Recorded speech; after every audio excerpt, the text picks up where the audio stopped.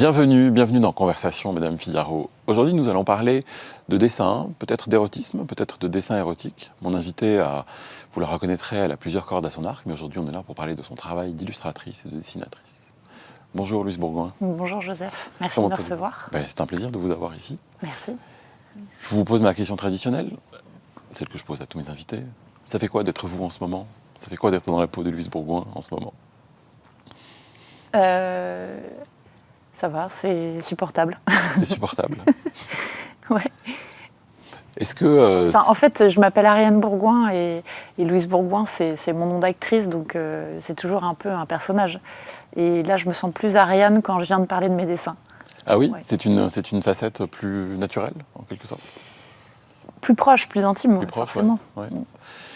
Quelle est justement, je me demandais quelle impression ça faisait d'avoir un livre qui est sorti, qui sort avec vos dessins. Est-ce qu'il y a, est-ce que c'est le même rapport qu'avec les autres facettes de ce que vous faites, ou est-ce que c'est est-ce que c'est particulier un livre? Quand on est actrice, on joue les textes d'un autre et on est au service de l'œuvre de quelqu'un. Là, c'est pas du tout une œuvre d'art ce que j'ai fait, mais en tout cas, c'est un projet personnel et c'est ce que j'ai ressenti à la lecture de tous ces poèmes érotiques, très bien choisis par Thomas Deslogies.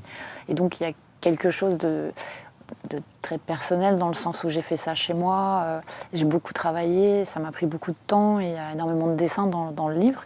Et ce recueil, donc édité par Segers, c'est un second recueil puisqu'il y avait d'abord une anthologie de Marcel Béalu, qui est une vieille anthologie des années 70 qu'ils ont ressortie, de poésie érotique aussi, mais qui balayait 5 siècles. Et là, c'est simplement dans ce second volume des poèmes contemporains, avec des auteurs qui sont plus jeunes que moi. Et ça m'a beaucoup inspirée. J'ai essayé de simplifier beaucoup mes idées de dessin, de m'adapter à aussi la modernité des textes que je lisais.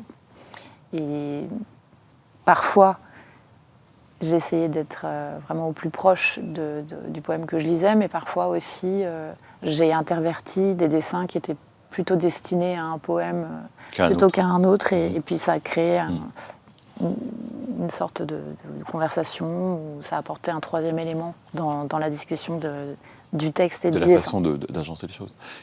Pour revenir un tout petit peu en arrière, quel est votre premier souvenir du dessin que vous faites, du moment où vous dites tiens, il y a quelque chose qui se passe, ou il y a quelque chose qui vous plaît?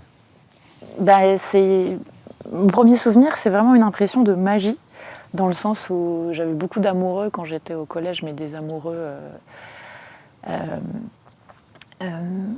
je perds le terme, je vais me reprendre. J'avais des amoureux, en fait, mais c'était complètement platonique et rêvé. Mais j'avais des personnes dont j'étais amoureuse, en fait, dans ma classe, par exemple, et notamment un qui s'appelait Benjamin, je me souviens.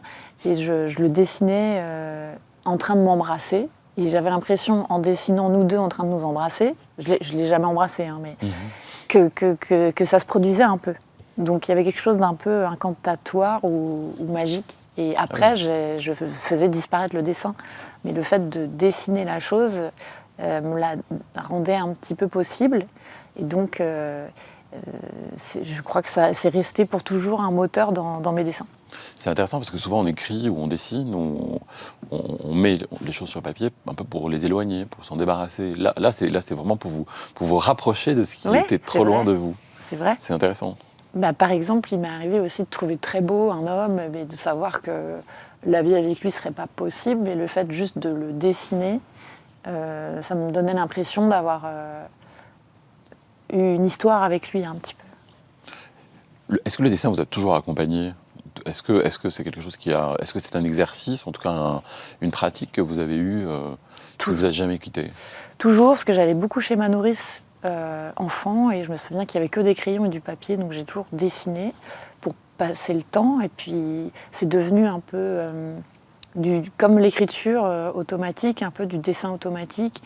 Souvent, c'était pour libérer une émotion, essayer de traduire un sentiment. J'ai fait beaucoup de bandes dessinées aussi. Donc j'ai beaucoup aimé pouvoir dire les choses par ce biais-là. Ouais. Est-ce que vous lisiez de la bande dessinée ? Beaucoup. Vous en avez un souvenir ? Vous avez un souvenir J'ai été très fascinée par marqué. Enki Bilal. Ah oui. Je Ouais. reproduisais des vignettes de lui dans ma chambre sur les murs. Ma mère m'autorisait à peindre sur les murs. Ah waouh. J'aimais autant Bretéché que Lelon, Tardy, voilà, les triplés. Enfin, je sais pas, ça allait dans tous les sens. J'ai beaucoup aimé Fluide Glacial et Dika beaucoup. Oui. Donc voilà, c'était Ouais. très éclectique. Qu'est-ce qui vous plaisait chez Bilal? C'était quoi? C'était Bah là, c'était proche de la peinture, en fait. Ouais. L'œuvre de Bilal, elle est très picturale, très belle. La femme piège, elle me fascinait avec ses larmes bleues. Donc, j'étais assez fascinée par son univers un peu mélancolique, enfin très mélancolique. Oui. Très mélancolique. Je vous propose de regarder la photo que vous avez envoyée. Ouais. On regarde. On regarde la photo. Qu'est-ce que c'est cette Non, photo? mais elle me fait rire cette photo parce que j'ai l'air un peu paumée. Et Au milieu c'est- des dessins sur le Ouais. affiché sur En le fait, mur. c'est la première fois que je montre mon travail, c'est pour ça qu'elle Mhm. est assez symbolique pour moi.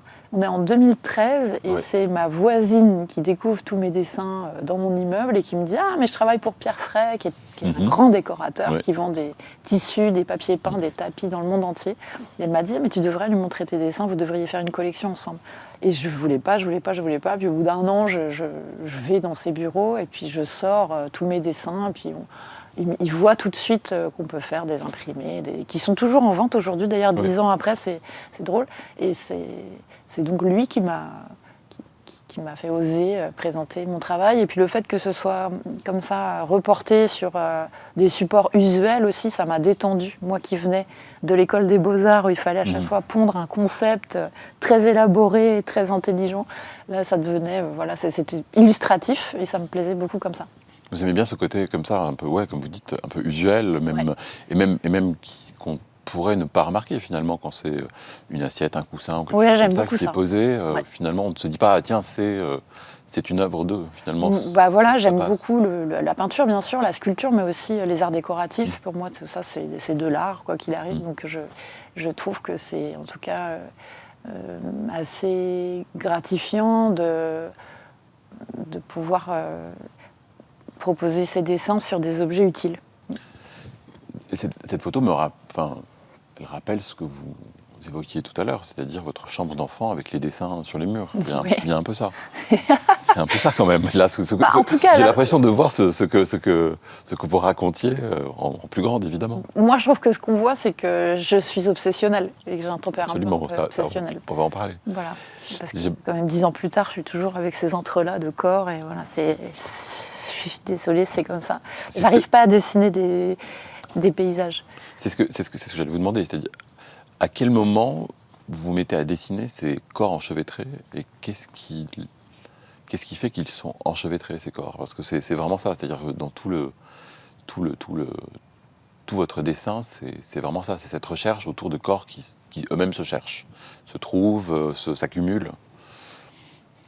À quel moment? Je dirais que c'est après les Beaux-Arts, parce qu'en fait, quand je suis entrée aux Beaux-Arts, c'était grâce à mes dessins et mes peintures, mais on m'a expliqué pendant ces 5 années d'études que c'était très bourgeois de peindre, très graveleux de représenter des corps, et qu'il valait mieux que je fasse des happenings, des performances, des vidéos, des soudures, du métal. Enfin, donc j'ai fait des choses très conceptuelles, et puis en fait, à la sortie des Beaux-Arts, j'ai eu l'impression d'avoir le droit de redessiner, et tout en même temps, en ayant gardé cette interdiction en tête, donc en ayant l'impression de faire quelque chose qui est interdit.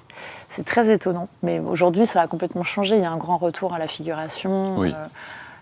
à la peinture, etc. Mais vraiment, moi, j'étais aux Beaux-Arts entre 99 et 2004 et vraiment, il ne fallait pas peindre, quoi. Alors, il y en a plein qui désobéissaient, mais moi, je n'ai pas désobéi.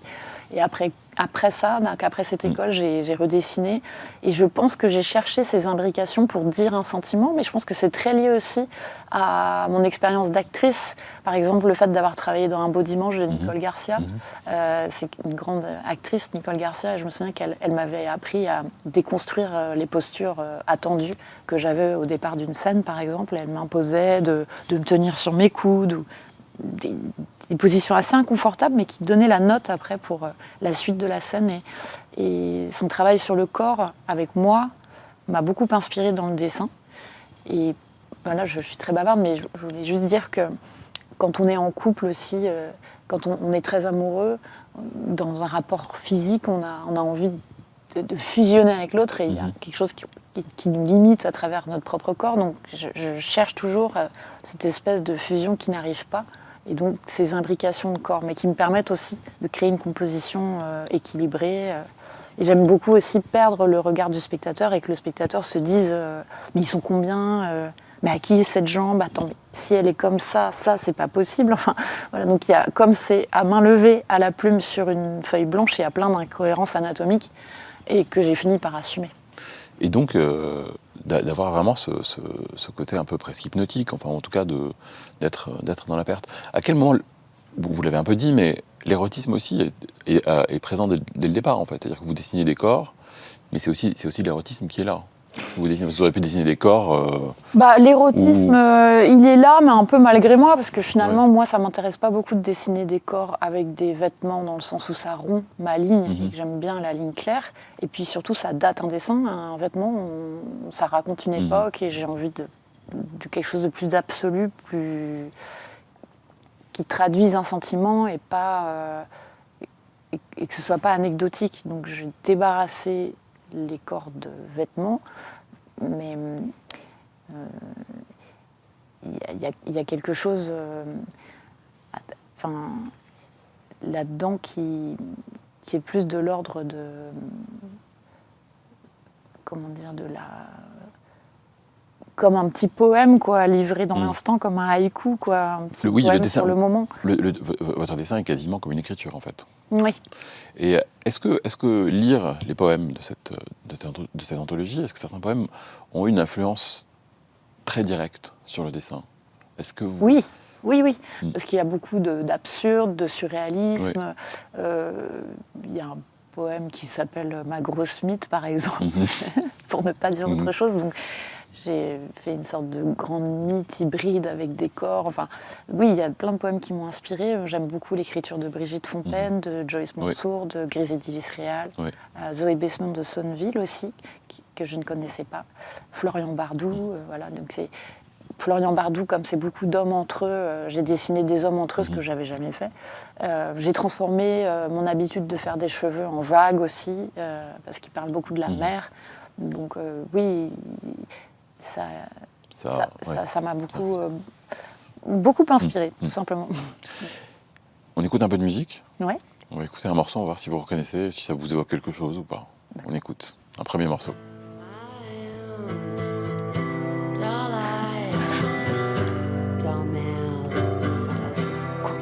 Hall. C'est Hall. C'est une musique que j'ai beaucoup écoutée et que j'écoute encore. Mais pourquoi vous me faites écouter Courtney Love ? Vous avez parlé de vos années d'étudiante.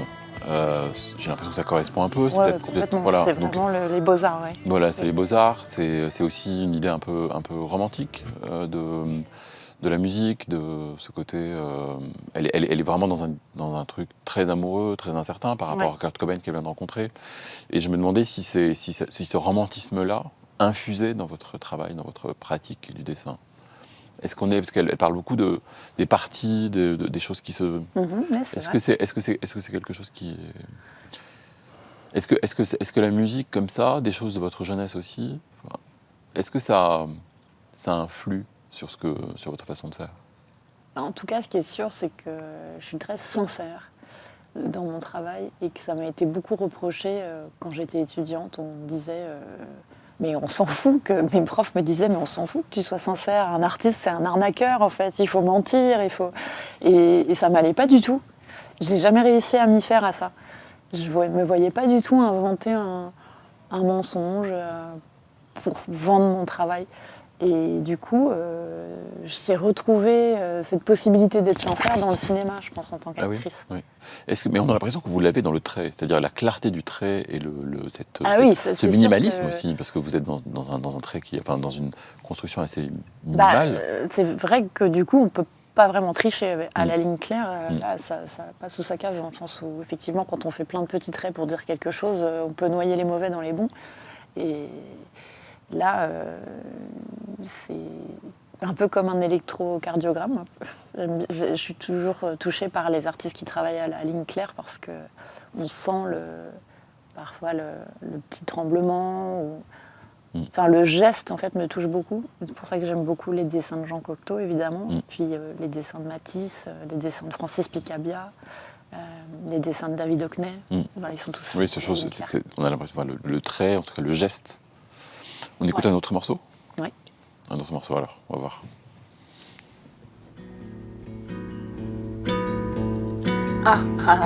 Les eaux de Mars. Bravo. Tom Jobim, c'est pas la version française. Ouais. J'ai lu quelque part que vous connaissez J'aime bien la cette version chanson par cœur. Moustaki. Oui. Oui. Bon, je vais pas la chanter, mais je la trouve très joyeuse, cette chanson. Je trouve que c'est un peu comme un médicament quand on a un petit coup de mou, on écoute ça, puis là, ça repart. C'est marrant, j'ai vu un film récemment où cette musique était à la fin, mais j'ai oublié le titre, mais j'aime énormément. J'aimerais toujours cette musique. Un de mes dessinateurs préférés, Charles Berberian, m'a souvent parlé de cette chanson. Ah comme bon si, comme si j'ai souvent eu l'impression que cette chanson faisait un peu tressauter son trait. Et je me demandais si cette chanson que vous, parce que j'ai lu que vous la connaissiez par cœur, si elle avait une influence quelconque sur votre trait, sur votre façon de dresser un dessin.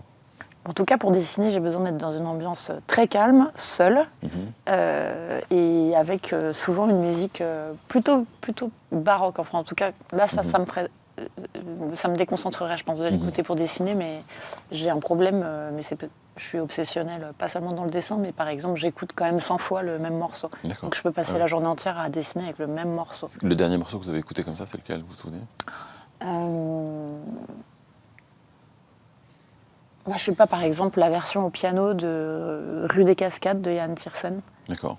Sur l'album Portrait. En boucle. Je l'ai beaucoup écouté. Très bien. Récemment. On écoute un autre morceau. Ouais. C'est pas Yann Tiersen, mais on aurait pu.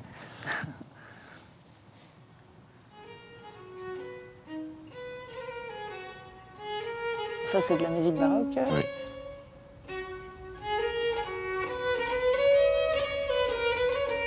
C'est quoi, c'est William Byrd ? Oui, absolument. Ah. Bravo. Ouais, c'est William Byrd. Ça fait longtemps que j'ai pas écouté William C'est William Byrd. Qu'est-ce que ça vous fait, la musique baroque ? Vous l'avez évoqué en une seconde tout à l'heure, mais je crois que c'est quelque chose qui est important pour vous. Bah, j'aime beaucoup cette période en musique. Je suis pas une grande connaisseuse, mais je sais pas, Tous les matins du monde, par exemple, c'est un film qui m'a beaucoup marqué par sa musique, Marin Marais, où c'est les instruments aussi, la viole de gambe. Là, je sais pas, c'est une période qui me touche et une musique qui me plaira toujours, je crois. C'est une musique très pénétrante, qui demande beaucoup d'absorption. Enfin, c'est souvent avec des notes très tenues, souvent. Est-ce que c'est quelque chose qui vous permet peut-être de penser différemment, si vous parlez du fait de dessiner en écoutant cette musique-là, est-ce que ça vous permet de vous concentrer, Oui, ça me permet de me concentrer. De rentrer dans quelque chose qui est... Et ça me détend dans le sens où je suis pas que dans mon dessin. Si je suis que dans mon dessin, je peux, par exemple, comme c'est à main levée, c'est un peu stressant parce que comme c'est à main levée, je peux avoir dessiné 3 heures et puis tout rater en rajoutant un truc qui marche pas et je peux pas effacer, quoi. C'est à l'encre noire. Donc parfois, si pour une fois je suis contente de ce que je fais, j'ai pas envie de tout rate au dernier moment, donc je peux avoir besoin de me détendre avec une musique en parallèle, ouais. Et ça me permet d'être là sans être là. Je suis à moitié dans la musique, à moitié dans le dessin. Et donc, il y a un truc qui se nivelle et qui est stable et qui m'apaise. Mais bon, ça fait un peu folle là quand je dis ça. Pas du tout. Ah bon. Je comprends absolument. Vous comprenez, vous aussi ? Vous écoutez les mêmes musiques absolument, en boucle ? Absolument. C'est vrai ? J'écoute en boucle, et bien sûr. Ah bon ? On écoute des choses en boucle, ne serait-ce que pour les laisser vous habiter longtemps. Oui, puis pour bien les comprendre. Pour bien aussi. les comprendre, Ouais. absolument. Je me demandais, quand on travaille comme ça, Ouais. est-ce qu'on a parfois l'impression de refaire la même chose ?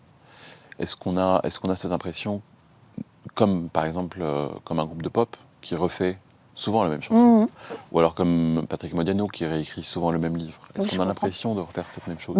Pour moi, c'est toujours différent parce que du coup, je duplique pas mes dessins, je travaille pas au calque, ils sont tous différents. Mais parfois, il y a des digressions, des variations. J'ai fait plusieurs frises de corps comme ça, avec des gens qui essayent de rentrer dans un rectangle ou dans des cercles. Enfin, donc, ça m'intéresse toujours autant, sinon j'arrêterais, mais je cherche toujours à travers cette technique. Mais peut-être que de l'extérieur, on peut se dire que c'est toujours le même dessin depuis 10 ans.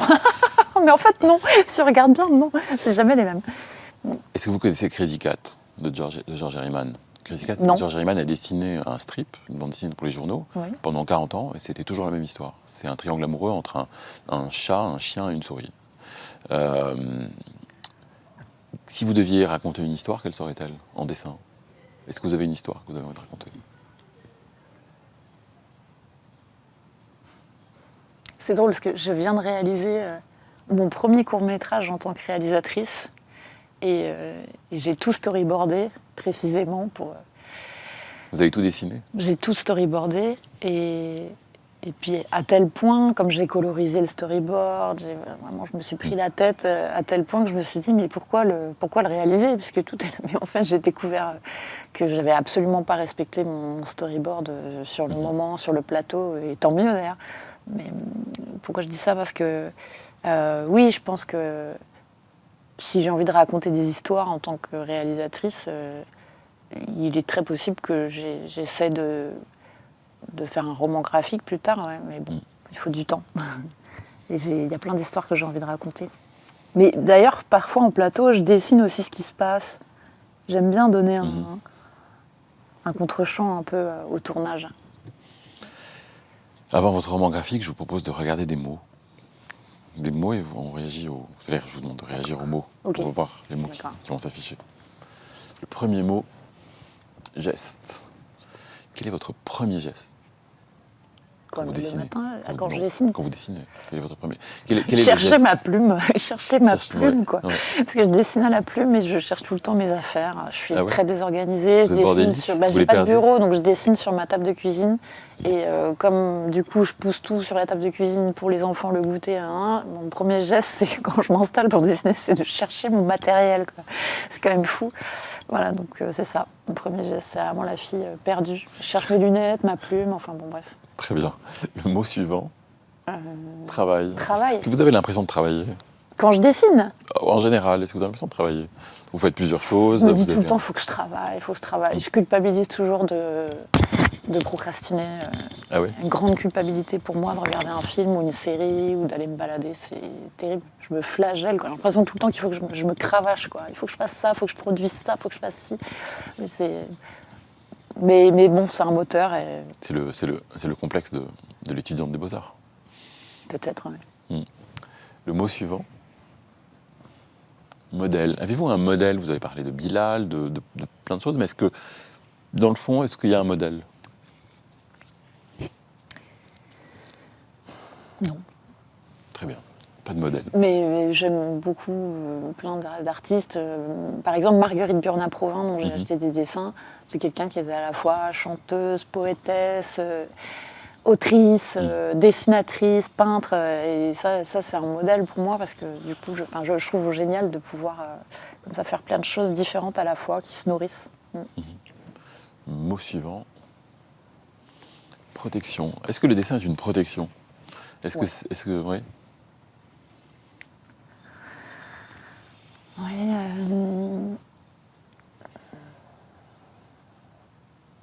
En tout cas, c'est une source d'apaisement.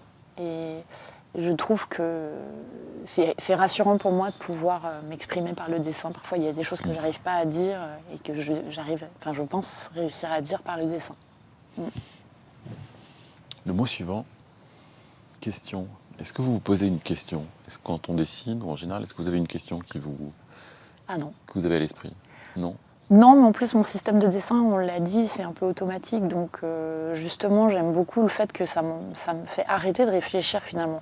Enfin, en tout cas, je ne réfléchis plus qu'en termes d'équilibre, de forme, de balance. Et plus, je ne suis pas dans la cohérence psychologique de ce qu'ils sont en train de faire. Donc, au contraire, ça m'empêche de me poser des questions. Très bien. Et on va terminer avec un mini questionnaire de Proust, pour votre question. La première, quelle est la qualité que vous préférez chez une femme?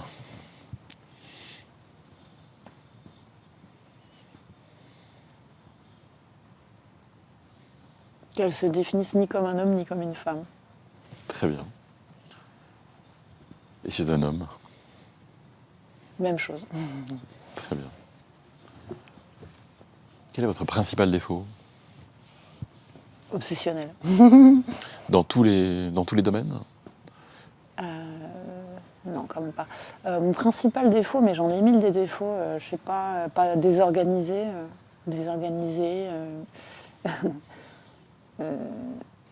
impulsive. Voilà. Ça suffit. La question suivante. Quelle est votre occupation préférée? On a l'impression que vous dessinez tout le temps. Est-ce Non, que mais c'est une pas le cas. occupation C'est pas le cas parce que Mm. je tourne beaucoup quand même Mhm. et j'ai les enfants. Je dessine pas tout le temps, mais en revanche, quand je m'y mets, oui, ça. Après, quand c'est lancé, c'est lancé. Mais après, j'ai des grandes pauses où je dessine plus. Bon, mon occupation préférée, je dirais quand même que c'est jouer avec mes enfants qui m'inspire beaucoup pour le dessin d'ailleurs, dans le sens où ils sont très libres, ils font pas de brouillon, ils dessinent de façon très impulsive. Mais d'ailleurs, quand je parlais de magie tout à l'heure dans le dessin, où on a l'impression que ce qu'on dessine, ça va se réaliser, ils ont ça un peu dans le dessin. Quelque chose de votif en fait dans le dessin d'enfant qui est très inspirant. Oui. Vous avez parlé de procrastiner tout à l'heure. Est-ce que c'est une occupation, la procrastination? Bah non, justement, je m'interdis, ça arrive Vous rarement. l'interdisez? Ouais. Oui, ça arrive rarement, ouais. Je devrais me l'autoriser plus, je pense, parce que là, sinon je vais faire un burn-out, je pense. La question suivante et la dernière. Mon rêve de Votre bonheur. rêve de bonheur. Rêve de bonheur. Avez-vous un rêve de bonheur? Bah, c'est un peu réalisé, parce que je voulais réaliser, et là, j'ai déjà réalisé mon premier court-métrage, je suis très heureuse. Et puis, je pense que je suis dans mon rêve de bonheur, parce que j'ai trouvé un équilibre là, où tout me va. Je suis bien. Merci. Merci pour ce mot de la vous. fin. Bah Impeccable. voilà, tout va bien. Merci, à très bientôt. Merci pour ces questions. Merci. À bientôt pour un roman graphique, j'espère. Oui, on a le temps. Dans quelques temps. J'ai prenons. trop de projets. Là. Merci en tout cas et à Merci. bientôt. Merci de nous avoir écoutés et suivis. À la semaine prochaine pour un nouvel épisode de Conversation. À bientôt, à la semaine prochaine.